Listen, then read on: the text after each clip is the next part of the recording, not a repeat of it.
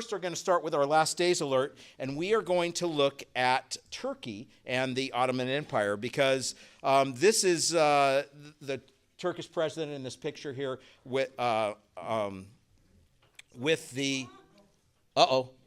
it went to something else on that one. Okay, there is a remote, the one on this side. Try, yeah, input or hit home or something like that. No, just hit the center button maybe. Did that fix it? There we are. All right, someone might have to stay on that if it goes to sleep again during the class. I know the other was nice. It was going to be not a last days alert kind of feeling. For those online, we have 2 TV screens in our new room, and one of them went to like sleep mode, so that was interesting. Anyway, and then that's the head of the Syrian in this meeting, the Syrian rebels that came over and took over in Syria. So they're having a meeting here. And here's one of 2 articles. One of them came from January of 2020, actually. I guess that is right. And this just talks in general about Turkey's president's desire to be the head of an Ottoman empire, right? So we know that has kind of been in his head, and where are we now, and how does that happen, or how does that go forward with our current, what's been going on in Syria and what he's been saying. So there's 2 articles. One is very recent, just was written on the 15th here yesterday, and the other is old. But this kind of gives you a historical background a little bit of what's going on. And we're going to start, then it says, the Ottomans are back. What does that mean for Israel? It's tracing regional dynamics over the last century is vital to understanding the combustible situation today. So this was written in the Jerusalem Post, and it says, today, Turkey is back, moving into areas like northern Iraq, northern Syria, Libya, and even the Gulf of Somalia. The Paris Peace Conference that ended in January 1920, so we're going way back, 100 years ago, over 100 years ago now, 105, helped the stage for many of the issues still facing the Middle East. It's hard to remember now, but much of what we take for granted regarding the borders of the Middle East is in some ways arbitrary. They were decided on partly after World War I in a series of treaties, such as the Treaty of Serves, I think, or I'm not sure how you say it. It's French, I think, Servais or something like that. Servais of 1920 and the Treaty of Lausanne in 1923.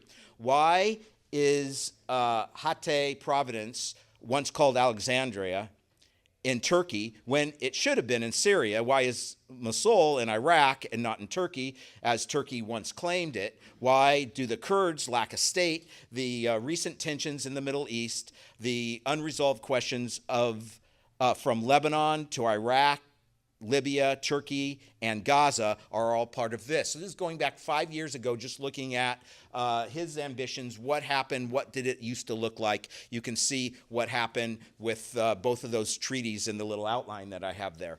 So this is the original Ottoman Empire, and of course what the Caliph, if you will, that will be the spiritual leader of the Arab, specifically spiritual Muslim, then faith would be if they had one caliph to be over them. We had talked about their belief of a Mahdi, I think at the end of last year. We had looked at that in this class. So this is just kind of looking and to see how it was broken up. Anyway, that's just from that particular treaty in 1920. Then there was another one in 23 that adjusted some lines. Anyway, it says one should understand Turkey's treatment of the Greeks and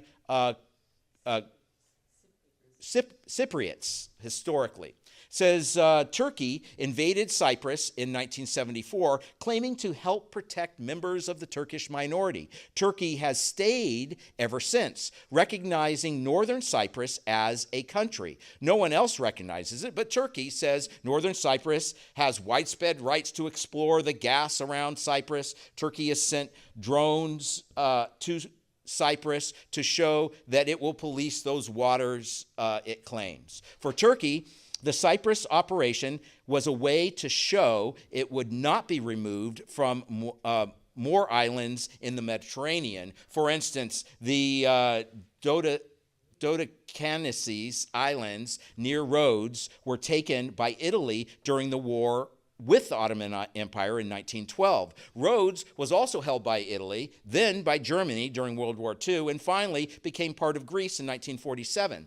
Turkey today says that these islands, even though they are part of Greece, technically cannot be used by Greece to determine its rights to the waters of the islands. Instead, the continental shelf that extends from Turkey gives Erdogan's country the right to the sea. So that whole Mediterranean Sea area there, they're fighting over who gets the rights, the drilling rights. There's wealth there, as Israel has found out in their area where they have their Leviathan oil fields. And so that's kind of it in the map. You can see the area, the blue area is the area claimed by Greece and the Republic of Cyprus, and the red area is claimed by Turkey. And then you have the AB, and it explains it in between there, how it's kind of broken up. So this is kind of another map of the same thing, of them all fighting for that. Now, make note there of right where it says Libyan, EEZ,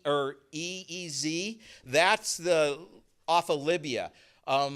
The next article, the current article that we're going to get to, is going to talk about a little bit about the Turkey and Libya kind of joining forces as they've been kind of in a civil war, and how they want to claim that whole dark blue strip as their right, their water, which is basically chopping off the Mediterranean Sea. But you'll see that here in another picture right here. But it says Turkey's decision to revive its claims to the sea and send forces to Libya should be seen in light of a century of Turkey's policies since the fall of the Ottoman Empire. The Ottomans lost Libya to the Italians in 1912. Now the Turks are back. Turkey has flirted with various policies since the end of the Ottomans. For a few years in the 1920s, it looked like the country would be dismantled. However, Turkey pushed the Greeks out of modern-day Turkey and embarked on a campaign of Turkish nationalism and secularism that supplanted European rule in Istanbul and created the current borders, but Ankara, was never entirely satisfied. It felt that its formerly powerful role had been reduced. What has happened is that the historically powerful proprietary states, Turkey and Iran, have risen to grab influence throughout the Middle East. These states, as the Ottoman Empire and the Persian Empire, were weakened in 1920, and the European powers supplanted their historic role. But now, with Europe looking more insular, these countries are rising again. It says Turkey's expedition to Libya is just one symbol of what that new world order in the Middle East. So then this is the article, current article, just written yesterday. And there's an opinion piece, also in Jerusalem Post. And it says how Erdogan's Ottoman energy ambitions threaten Israel and the West. So it says Erdogan's ambitions in Syria go beyond fighting ISIS. He is laying the foundation for a modern, or is he, laying the foundation for a modern Ottoman Empire. It says Syria is no longer Syria, but rather is an integral part of the emerging Ottoman Empire.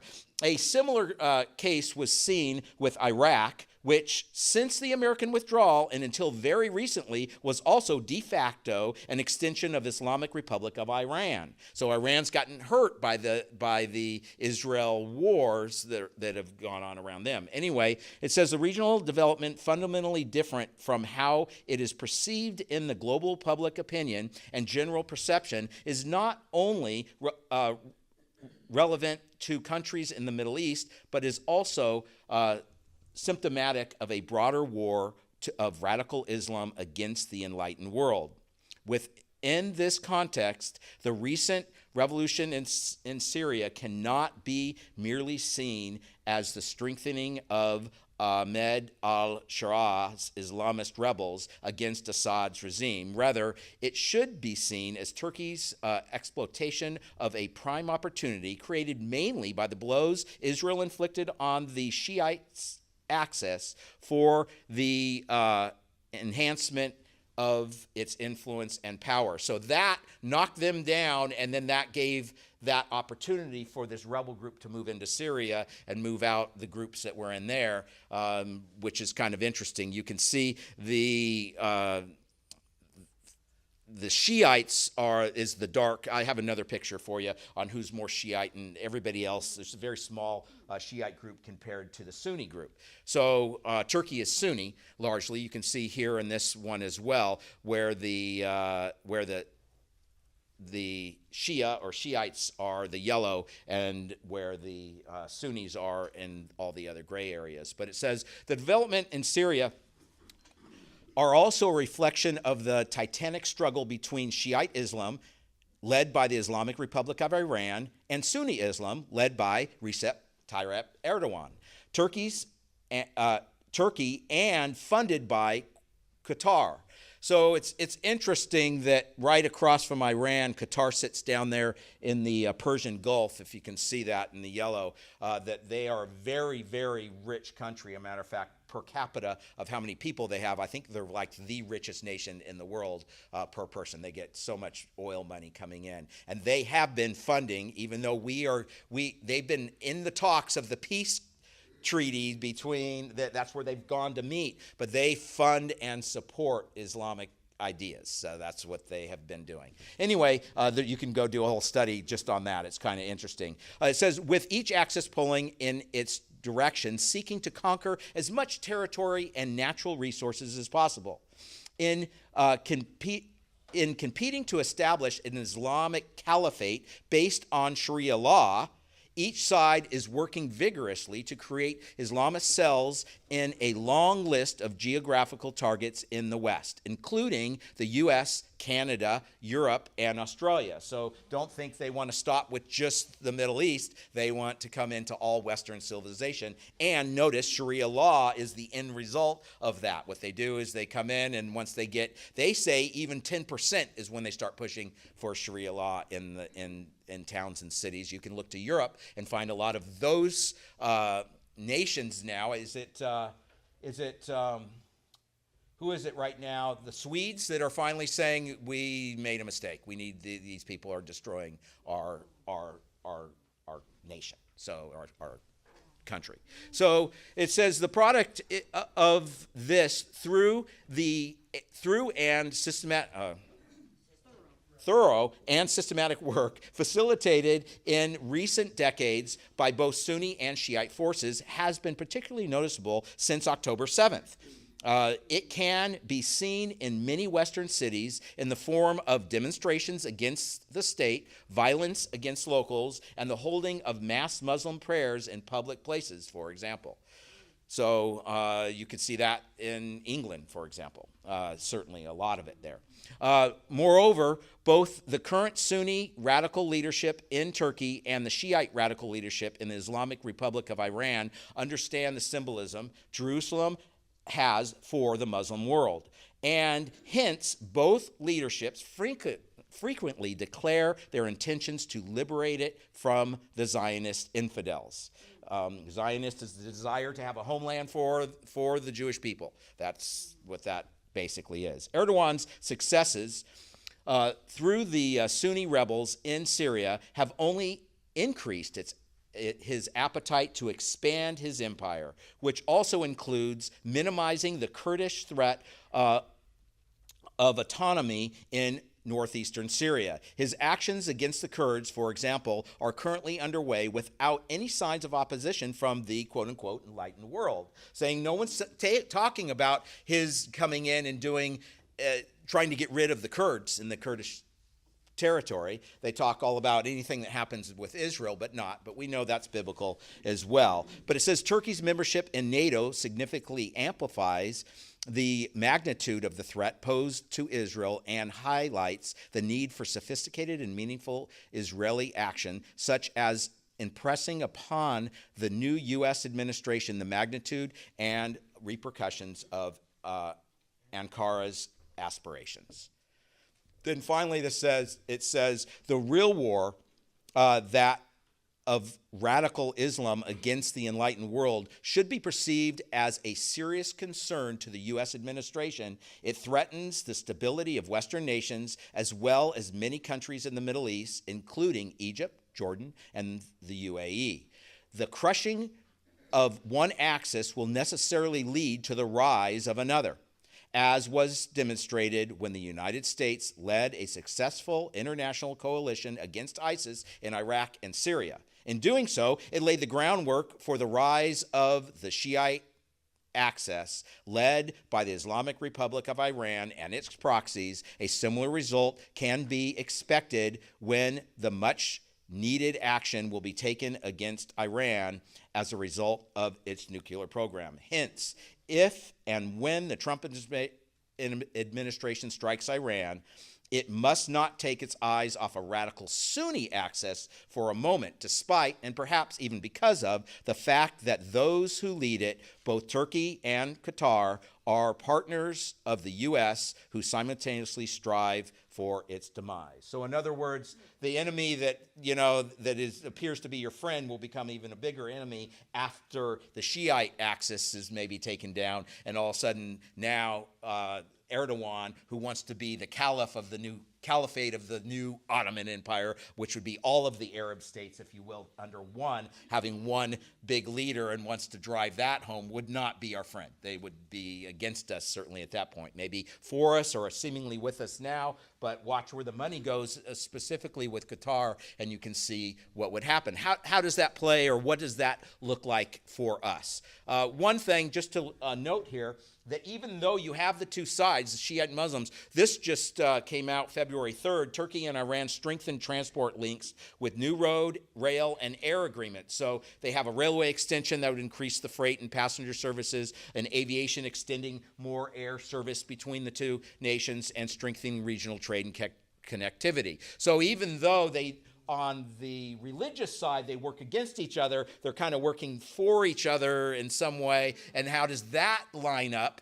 How does that line up with Bible prophecy? Well, we've looked at it before, the Ezekiel 38 war, right? Gog and Magog from the north, it says they'll come down, but it says in Ezekiel 38, 3-5, it says, thus says the Lord God, behold, I am against you, O Gog, the prince of Rosh, Meshach, and Tubal, and I will turn you around and put hooks into your jaws and lead you out with all your army, horses and horsemen, all splendidly clothed, a great company with bucklers and shields, all of them handling swords. Persia, Ethiopia, and Libya are with them, all of them with shield and helmet. So Ethiopia is actually not where we would say current day Ethiopia is. It'd be south of there, the Sudan, and it says put, I think, in your King James Version, and that is Libya.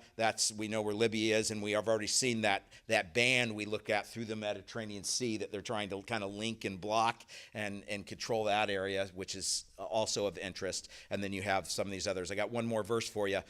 You can see they says that they will come in. Here's the verse in Ezekiel 38, 15, and 16. It says they'll come in from the north. So I don't know if those two southern will join them from the north, and they'll all come in from the north in that particular Ezekiel 38 battle, or whether or not this will happen. They'll just be helping from the other side.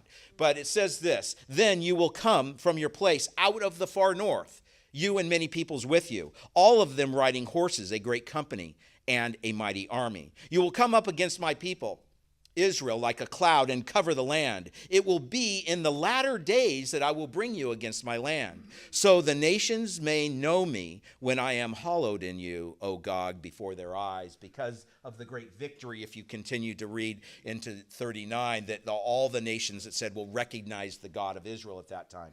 I personally believe, as when we studied Ezekiel 30, I think we did 36, 37, 38, 39, and then we looked at the millennial reign after that, which is the last several chapters of Ezekiel.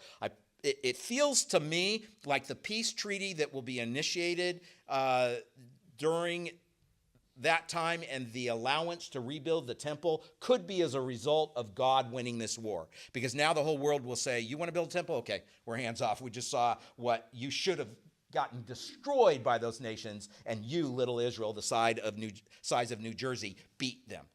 And even those then in Israel will go, we recognize God did this. We could not have accomplished this. And so they'll have their faith in God. That will be the beginning of them wanting to then go back to their worship of God, which is through the Old Testament way, still not recognizing Christ till fully the end of the tribulation period. As a group, and it says even then only a third will make it through. I think I might even pull out one of those verses today in our regular study.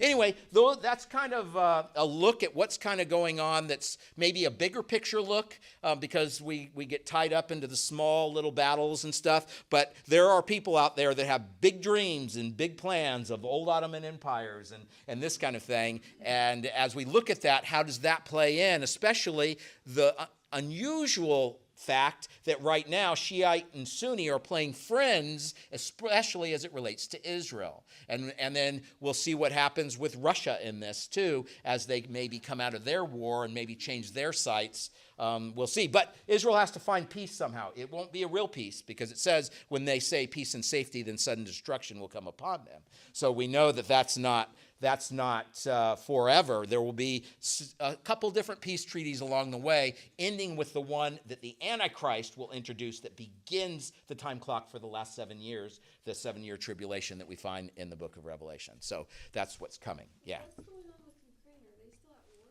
Yeah, they're still at war. There's been a lot of talk lately because our president has been talking with Putin, and so and on the other side too. I think we just had.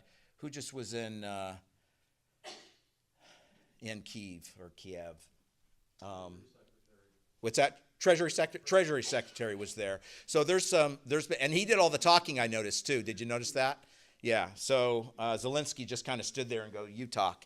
So I think there's a much stronger hand in the mix now. So we'll see what happens with that. But I can imagine as that gets pulled away, and there's a whole spiritual thing about that too. And the remember when they took Crimea, and there was a church there, and that was all about Putin claims he's doing this kind of with religion behind it a little bit. So that's also very interesting because we'll see how that changes. So, but I imagine some things have to settle down for the focuses to change, but we'll see.